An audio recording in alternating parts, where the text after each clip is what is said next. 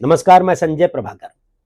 कांग्रेस के सबसे बड़े नेताओं में से एक और मोदी सरकार में विपक्ष के सबसे कद्दावर, जिगरबाज, राखड़ और धाकड़ नेता राहुल गांधी सरेआम क्यों रोने लगे, और वो भी कैमरे के सामने रोने लगे। और अगले ही कुछ पलों में मीडिया ने समूचे देश और दुनिया में उनका वो रोने वाला शिकायती बयान वायरल कर दिया। दरअसल देखिए, बहुत बड़ी नाइंसाफी हुई है राहुल गांधी के साथ। प्रधानमंत्री नरेंद्र मोदी को इनसिक्योरिटी हुई, जिसकी वजह से पीएम मोदी ने ऐसी नाइंसाफी की उनके साथ। लेकिन मैं अब आप पर छोड़ता हूं, आप सब पर छोड़ता हूं कि इस वीडियो को पूरा देखने के बाद, फैक्ट्स को सुनने के बाद, समझने के बाद आप ही बताएं, नाइंसाफी की गई है राहुल गांधी के साथ या भारत के साथ इंसाफ किया गया। देखिए, बात इंटरप्रिटेशन की है। राहुल गांधी का कैमरे पर ऐसा बयान देना कैसा, आगे देखिएगा। कैमरे पर ऐसा बयान देना रोना नहीं कहा जाएगा तो और क्या समझा जाएगा? बयान में दिखाऊंगा, आगे जरूर देखिएगा। और देखिए, ये तो आज जो है बड़ा ही ऐतिहासिक दिन है। हमारे देश की संस्कृति है, जब कोई सम्माननीय मेहमान आता है तो उसका स्वागत किया जाता है, और उस स्वागत में सभी शामिल भी होना चाहते हैं। दुनिया के बुलडोजर सुपर पावरों में से एक रूस के राष्ट्रपति व्लादिमीर पुतिन भारत के 2 दिवसीय दौरे पर लैंड कर चुके हैं दिल्ली।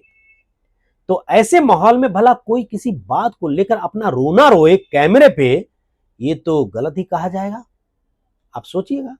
लेकिन राहुल गांधी अपनी शिकायत का रोना आखिर क्यों रोए, ये जानना भी जरूरी है। और जिस बात ने उनको दर्द दिया है, जिस बात से वो खुद को इंसल्टेड फील कर रहे हैं, उस बात को जानना और भी जरूरी है।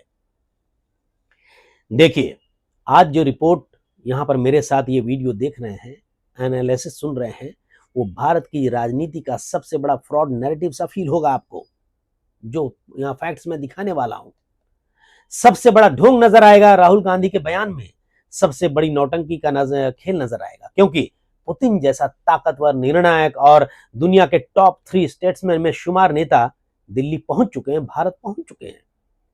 Modi Putin 1-to-1 dinner, high level strategic talks, defence deals, energy, Arctic cooperation, Chabahar, EAU corridor की बात हो, रूस Ukraine war, global power balance, सब कुछ। इन सभी के अलावा कई मामलों पर बातें होंगी आपस में बायलैटरल, कई मामलों में समझौते होंगे, फाइल्स में सिग्नेचर होंगे।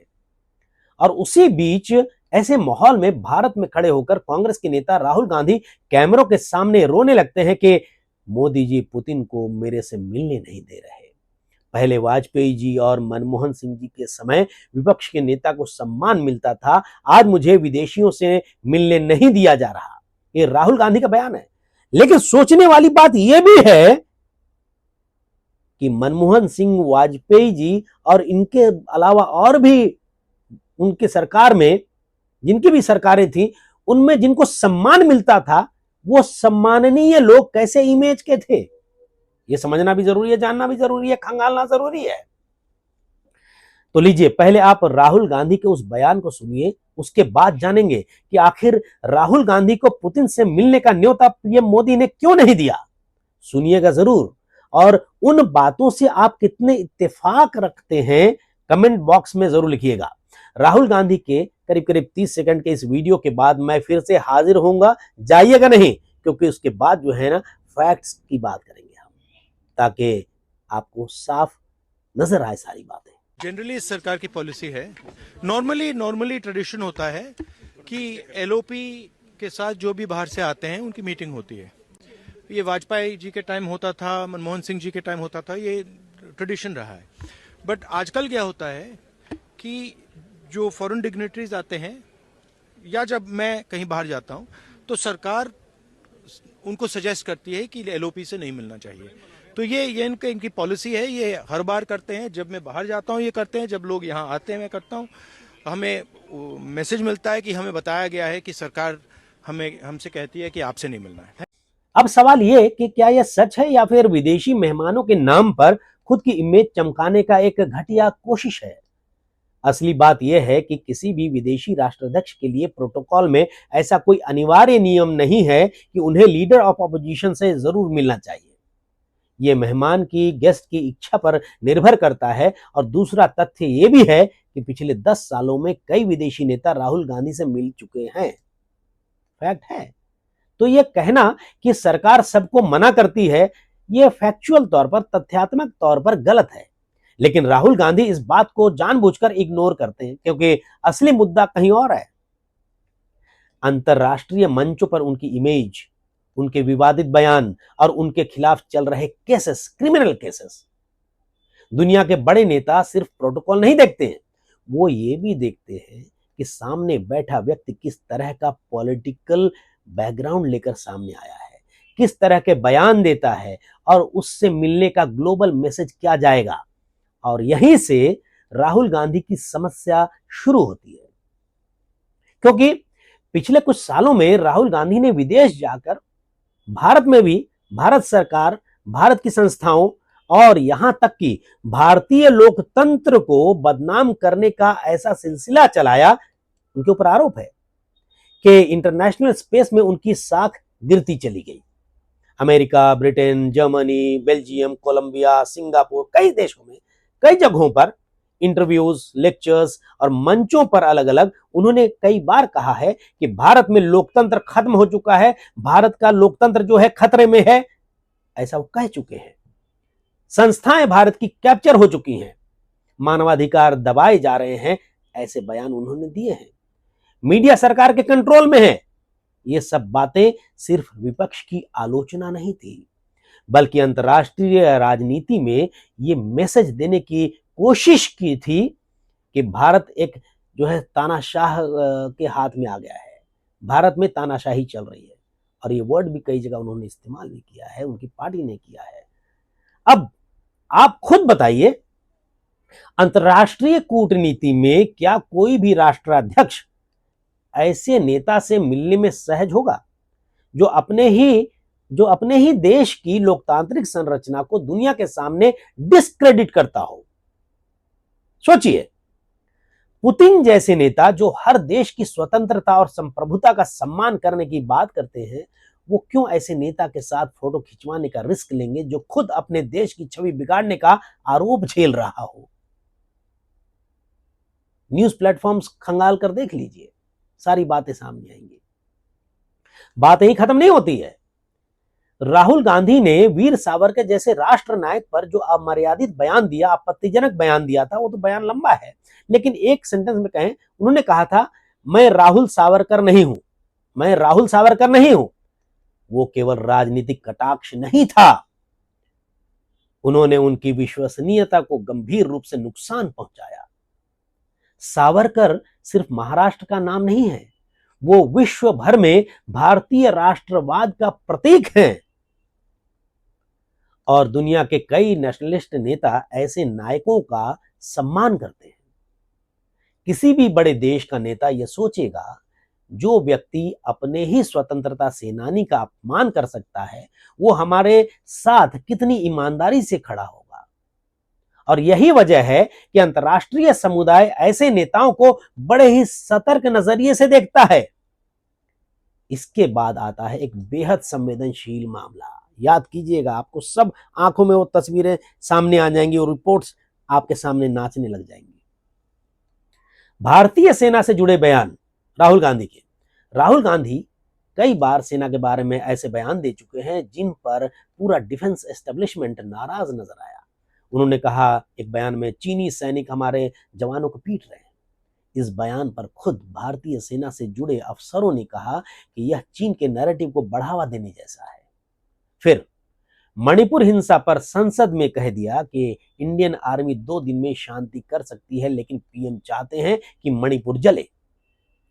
यह बयान सेना पर राजनीतिक आरोप लगाने जैसा था, ऐसा कहा जा सकता है। और इस पर देश भर में उन्हें आलोचनाएं झेलनी पड़ी। याद आ रही है ना सारी बातें।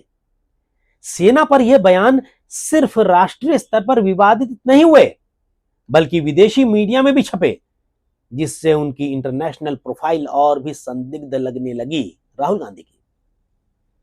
इतना ही नहीं, इन बयानों पर उनके खिलाफ आपराधिक मामले भी दर्ज हुए अलग अलग जगह। और देखिए, 2025 में इसी साल राहुल गांधी को सेना पर आपत्तिजनक बयान देने के एक मामले में, एक केस में कोर्ट में पेश होना पड़ा और उन्हें जमानत लेनी पड़ी। जमानत पर है। यह तथ्य अंतर्राष्ट्रीय राजनीति में बहुत मायने रखता है, क्योंकि कोई भी राष्ट्राध्यक्ष ऐसे नेता से खुलकर मिलने से बचेगा जिसके खिलाफ सेना विरोधी बयान का ट्रायल चल रहा हो। अब आते हैं कानूनी मामलों पर। सबसे चर्चित है 2019 का मोदी सरनेम मानहानि केस, जिसमें सूरत की एक अदालत ने राहुल गांधी को 2 साल की सजा सुनाई थी, जिसके कारण वो लोकसभा से डिस्क्वालीफाई हुए थे, आपको याद होगा। हालांकि बाद में सुप्रीम कोर्ट ने सजा पर स्टे लगा दिया, लेकिन यह तथ्य रिकॉर्ड पर है कि एक ट्रायल कोर्ट ने उन्हें दोषी करार दिया था। दूसरे कई डिफेमेशन केसेस जो है, बहुत सारे डिफेमेशन केसेस जो है मानहानि के, कर्नाटक और महाराष्ट्र जैसे अलग अलग राज्यों में चल रहे हैं राहुल गांधी के खिलाफ, जिनमें वे इंटरिम स्टे पर हैं, कहीं पर जमानत पर हैं। और इसके बाद देखिए आता है देश का सबसे हाई प्रोफाइल वित्तीय घोटाला, नेशनल हेराल्ड केस। इस वीडियो से पहले वाले केस में, 1-2 वीडियो पहले केस मैंने डाला भी, आपने देखा भी होगा। नेशनल हेराल्ड केस, इसमें यंग इंडियन कंपनी के जरिए एसोसिएटेड जर्नल्स लिमिटेड जैसी अरबों की प्रॉपर्टी को कथित तौर पर इलीगल तरीके से कब्जा करने के आरोप लगे हैं गांधी परिवार पर और इनसे जुड़े कुछ लोगों पर, कंपनियों पर। इस केस में सोनिया गांधी और राहुल गांधी दोनों को पहले ही कोर्ट से जमानत मिली हुई है, इसमें भी वो जमानत पर चल रहे हैं। और देखिए ईडी ने 2023 में इस मामले में, खासकर इस मामले में 750 करोड़ रुपए से ज्यादा की संपत्तियों को अटैच भी किया था।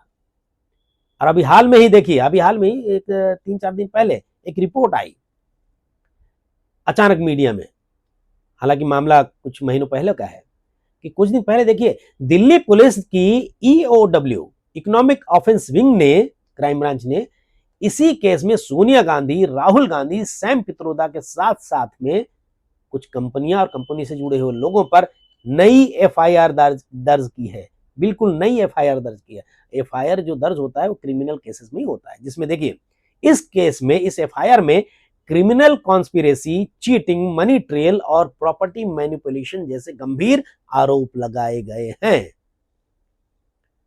अब आप जरा ये सब जोड़ कर देखिए, जो भी बातें अभी तक फैक्ट्स आपके सामने आई हैं। एक नेता जिसके खिलाफ डिफेमेशन की सजा, सेना विरोधी बयान पर केस, स्वतंत्रता सेनानी पर आपत्तिजनक बातें, विदेश में जाकर अपने ही देश की आलोचना और नेशनल हेराल्ड जैसे मनी ट्रेल वाले मामलों में बेल, क्या ऐसा शख्स दुनिया के किसी बड़े नेतृत्व की नजर में सुरक्षित, सेफ्टी वाला इंसान, विश्वसनीय माना जाएगा? सोचिए आप। मुझे लगता है वो सोचेंगे कि भाई ये टेंशन वाला मामला है। पुतिन जैसे नेता, जिनके साथ भारत का रक्षा, तेल, गैस, न्यूक्लियर एनर्जी, स्पेस और ग्लोबल स्ट्रेटेजी जैसे मामले जुड़े हुए हैं, वो क्यों किसी ऐसे विवादित नेता के साथ तस्वीर खिंचवाकर इंटरनेशनल मीडिया की सुर्खियों में अनचाहा मैसेज देना चाहेंगे? हो सकता है सोच रहे हो। और फिर राहुल गांधी कहते हैं कि मोदी मुझे पुतिन से नहीं मिलने देते। अरे भाई, सवाल यह है, क्या पुतिन खुद आपसे मिलने को उत्साहित होते? क्या रूस की कूटनीतिक टीम यह रिस्क लेती कि किसी ऐसे व्यक्ति के साथ मीटिंग करें जिसके ऊपर कोर्ट केसों का पहाड़ है और जिसकी इंटरनेशनल छवि बार बार विवादों में छिपी रही है? और ये पुतिन की यात्रा जो है ऑफिशियल यात्रा है, 2 देशों की बायलैटरल। इसलिए असली मुद्दा यह नहीं है कि मोदी सरकार उन्हें रोक रही है। असली मुद्दा यह है कि राहुल गांधी ने अपनी खुद की इंटरनेशनल क्रेडिबिलिटी इस हद तक गिरा दी है कि दुनिया के सबसे सम्मानित नेता भी शायद मिलने से पहले 2 बार सोचें कि क्या यह व्यक्ति हमारे स्टैंडर्ड के अनुरूप है। ऑफिशियल मामले में पर्सनली कोई भी जाकर मिले। यही वजह है कि जब पुतिन, जो दुनिया के सबसे शक्तिशाली नेताओं में से एक हैं, दिल्ली आते हैं तो उनका भारत में जबरदस्त स्वागत होता है और राष्ट्रहित के हिसाब से किया जाता है स्वागत। और राहुल गांधी इसे अपनी व्यक्तिगत बेइज्जती के मामले बनाकर, अपनी बेइज्जती का मामला बनाकर कैमरे के सामने शिकायत करते नजर आते हैं, रोते हैं। वो तो है रिलेशन देखिए, रिलेशन तो सबके साथ है। जो एलओपी एक दूसरा पर्सपेक्टिव देता है।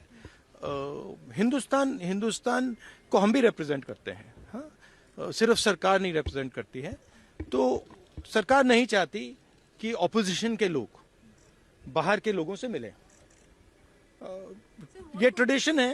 एक सेकंड मुझे बोलने दीजिए। ये ट्रेडिशन है, ये नॉर्म है, बट मोदी जी इस नॉर्म को फॉलो नहीं करते हैं। फॉरेन मिनिस्ट्री इस नॉर्म को फॉलो नहीं करती है। Thank you. इनसिक्योरिटी है। देखिए, खबरों की सच्चाई यह है कि समस्या मोदी के प्रोटोकॉल में नहीं है, समस्या राहुल गांधी की खुद की इमेज में है, जो उन्होंने अपने बयानों, इंटरव्यूज, केसेस और राजनीतिक शैली से खुद बर्बाद की है, ये कहा जा सकता है। असल सवाल मोदी क्या कर रहे हैं या नहीं है, असल सवाल यह है कि आज राहुल गांधी किस स्तर पर पहुंच गए हैं कि दुनिया के सबसे बड़े नेता भी सोचते होंगे शायद इनसे मिले, इनको बुलाएं या इनसे दूरी बेहतर है। यही है इस पूरी कहानी का पूरा मामला, इस वीडियो का। तो देखिए, इस पर आप अपने कमेंट जरूर लिखिएगा कि राहुल गांधी कह रहे हैं कि उन्हें मिलने नहीं दिया जाता नेताओं से, विदेशी नेताओं से, और प्रधानमंत्री नरेंद्र मोदी जो हैं वो इनसिक्योर हो गए हैं, इनसिक्योरिटी है उनमें, यही वजह है कि उनसे नहीं मिलने दिया जा रहा है पुतिन से। तो उनके साथ सचमुच नाइंसाफी हो रही है, या फिर मोदी सरकार, हमारे जो विदेश मंत्रालय है वो इनको इनवाइट नहीं करके, ये ऑफिशियल मामला है, बायलैटरल संधि होने वाली, कई मामलों में समझौते होने वाले हैं, इस मुलाकात में, मोदी और पुतिन की मुलाकात में राहुल गांधी को नहीं बुलाकर क्या नाइंसाफी की है या भारत की नीतियों के साथ इंसाफ किया है इस सरकार ने? आप अपने कमेंट्स जरूर लिखिएगा कमेंट बॉक्स में। नमस्कार।